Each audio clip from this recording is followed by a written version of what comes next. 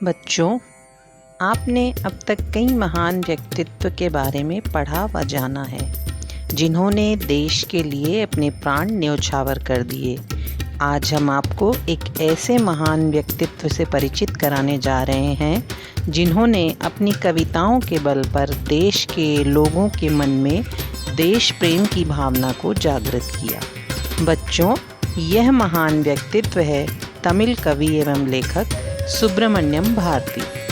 इनका जन्म तमिलनाडु प्रदेश की शिवयेरी गांव में सन 1882 ईस्वी में हुआ था। इनके पिता चिन्नास्वामी तमिल भाषा के प्रकांड पंडित व गणित के अच्छे जानकार थे। वहां के राजा एट्टपुरम के दरबार में चिन्नास्वामी का बड़ा सम्मान था।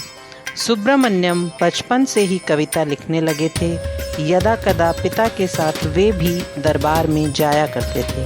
उनकी काव्य प्रतिभा से प्रभावित होकर 11 वर्ष की अल्प आयु में ही सुब्रमण्यम को भारती की पदवी से विभूषित किया गया। विद्वत मंडल का यह सम्मान सुब्रमण्यम के अतिरिक्त अभी तक केवल भारतेंदु हरिश्चंद्र जी को ही प्राप्त है। 5 वर्ष की अल्प आयु में ही उनकी माता उन्हें छोड़ गईं। पिता ने दूसरा विवाह किया।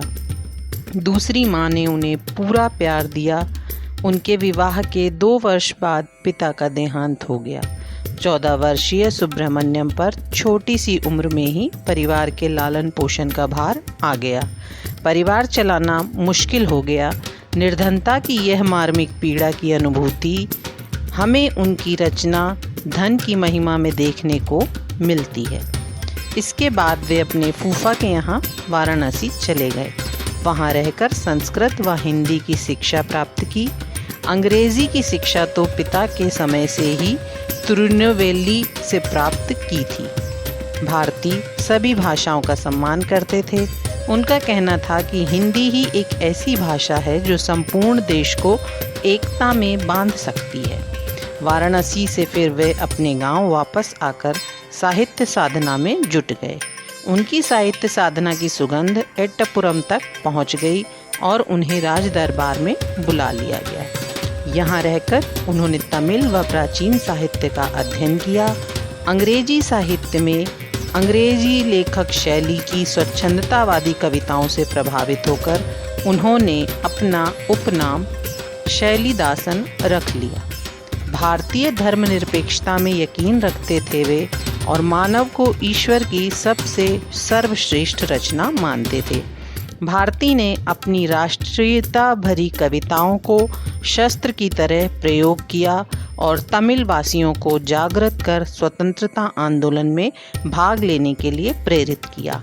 अंग्रेज़ों की भेदभाव वाली नीति को वे बहुत अच्छे से समझ गए थे। स्वतंत्रता प्राप्ति के कई वर्ष पूर्व ही भारती ने अंग्रेज़ों को यह बात बता दी थी कि भारत में उनके शासन की समाप्ति अब नज़दीक है, क्योंकि भारतीय अब संगठित हो रहे हैं। माँ के गर्भ से जन्म रे, भेद ना हमारे, मनमुटाव से क्या होता है, हम भाई भाई ही रहेंगे। साथ रहेंगे 30 कोटि हम, साथ जिएंगे साथ मरेंगे। शांति एवं अहिंसा के द्वारा स्वराज प्राप्त करना उनका लक्ष्य था। उनकी देश प्रेम संबंधी कविताएं इंडिया नामक तमिल पत्रिका में प्रकाशित होती थीं। भारती तिरुनेलवेली मंदिर में पालतू हाथी को रोज़ गन्ना व नारियल खिलाने जाया करते थे। एक दिन वह हाथी पागल हो गया। सब ने मना किया, किंतु फिर भी रोज़ की तरह भारती उसे खिलाने गए और हाथी ने उन्हें ज़ोर से धक्का मार दिया। वे बेहोश होकर घायल हो गए। अस्पताल से आने के बाद भी वे अस्वस्थ रहे और 12 दिसंबर सन 1922 ईस्वी को उनका निधन हो गया। तमिलनाडु के कवियों में भारती मूर्धन्य हैं। भारती ऐसी स्वतंत्रता के पोषक थे जिसकी नींव एकता और समानता पर टिकी है।